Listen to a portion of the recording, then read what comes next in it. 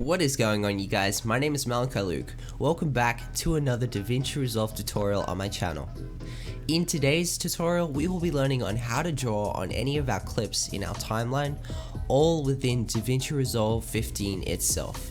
Just a quick side note, if you are planning to color grade the clip you want to draw over, make sure you go ahead and do that first, because for some reason, if you draw over the clips before color grading, the color of the drawings you make may change depending on how crazy you play with the colors. So now that we've got all of that out of the way, let's begin by first turning our clip you're going to draw on into a compound clip.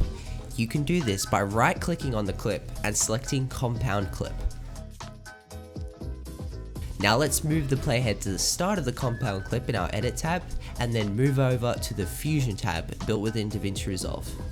Now that we are in the fusion tab, what I like to do is to make sure that we have our compound clip on loop so that we can see it easier. Now using the keyboard shortcut Control Space, we are going to type in paint. This is the macro that is obviously going to allow us to draw in our clips. So holding the shift key, let's drag the paint macro in between our media in and media out nodes. Now that we have all of the hard stuff out of the way, we can now begin drawing. So to do this, we are going to want to choose the color we would like our strokes to be. Now using the arrow keys on our keyboard, we are going to draw our strokes on our clips frame by frame until we are happy with what we have created.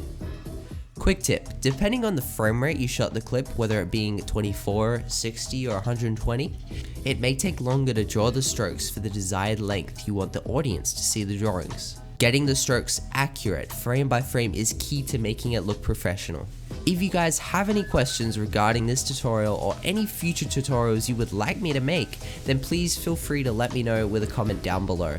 Well, that's it for this video, guys. My name was Malachi Luke. Thank you guys for watching. Stay busy, and as always, keep creating.